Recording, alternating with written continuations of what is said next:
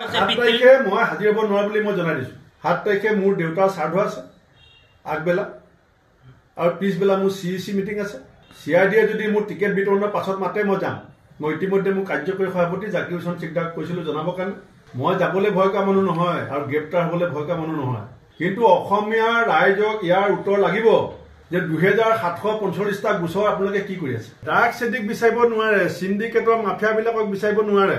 খালি ভূপেন বৰাৰ ওপৰত নোটিছ দি পেলাই দাদাগিৰি দেখাই থাকে। ডিব্ৰুগড় শইকীয়া ডাঙৰীয়াকো দিছে, মোক দিছে আৰু বহুতক দিছে। কিন্তু আমাৰ কথা হৈছে যে অসমৰ ক্ৰিমিনেলৰ লিষ্টখনত মই 1 নম্বৰত নেকি? আৰু মই যি কৰিছো বেৰিকেড বুকি সোধপোছ কৰিব লাগে। লাইভ টেলিকাষ্টত সোধক, একে উত্তৰ দিম। মই CIDক আহ্বান জনাইছো, আপোনালোকে ভিডিঅ' কনফাৰেন্সিং কৰক মোৰ লগত। লাইভ টেলিকাষ্টত সোধক, মই একে উত্তৰ দিম। আপোনালোকৰ ৰুমত বহি যি উত্তৰ দিম বাহিৰতো একে উত্তৰ দিম। 7 তাৰিখে মই হাজিৰ হ'ব নোৱাৰো বুলি মই জনাই দিছো। 7 তাৰিখে মোৰ দেউতাৰ শ্ৰাদ্ধ আছে আগবেলা আৰু পিছবেলা মোৰ CEC মিটিং আছে। CIDয়ে যদি মোৰ টিকেট বিতৰণৰ পাছত মাতে মই যাম।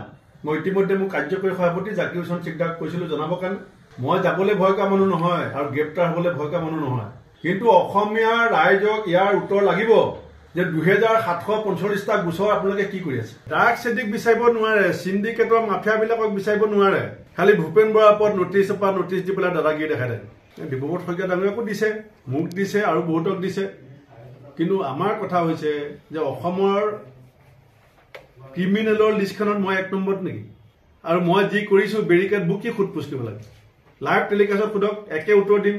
মই CIDক আহ্বান জনাইছো, আপোনালোকে ভিডিঅ' কনফাৰেন্সিং কৰক মোৰ লগত।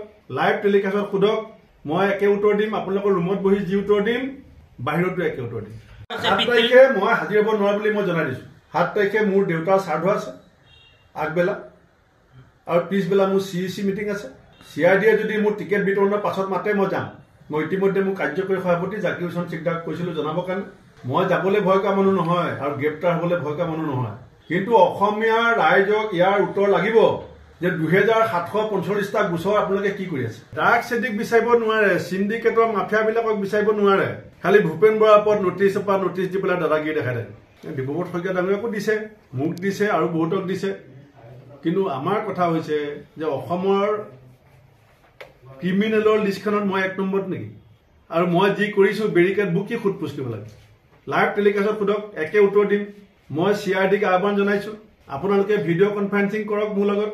লাইভ টেলিকাষ্টত সোধক, মই একে উত্তৰ দিম। আপোনালোকৰ ৰুমত বহি যি উত্তৰ দিম বাহিৰতো একে উত্তৰ দিম। 7 তাৰিখে মই হাজিৰ হ'ব নোৱাৰো বুলি মই জনাই দিছো। 7 তাৰিখে মোৰ দেউতাৰ শ্ৰাদ্ধ আছে আগবেলা আৰু পিছবেলা মোৰ CEC মিটিং আছে। CIDয়ে যদি মোৰ টিকেট বিতৰণৰ পাছত মাতে মই যাম। মই ইতিমধ্যে মোৰ কাৰ্যকৰী সভাপতি জাকিৰ হোসেন সিকদাৰক কৈছিলো জনাবৰ কাৰণে। মই যাবলৈ ভয় কৰা মানুহ নহয় আৰু গ্ৰেপ্তাৰ হ'বলৈ ভয় কৰা মানুহ নহয়। কিন্তু অসমীয়া ৰাইজক ইয়াৰ উত্তৰ লাগিব যে 2745টা গোচৰ আপোনালোকে কি কৰি আছে। ড্ৰাগছ এডিক্ট বিচাৰিব নোৱাৰে, সিন্ডিকেটৰ মাফিয়াবিলাকক বিচাৰিব নোৱাৰে। খালি ভূপেন বৰাৰ ওপৰত নোটিছ দি পেলাই দাদাগিৰি দেখাই থাকে। ডিব্ৰুগড় শইকীয়া ডাঙৰীয়াকো দিছে, মোক দিছে আৰু বহুতক দিছে।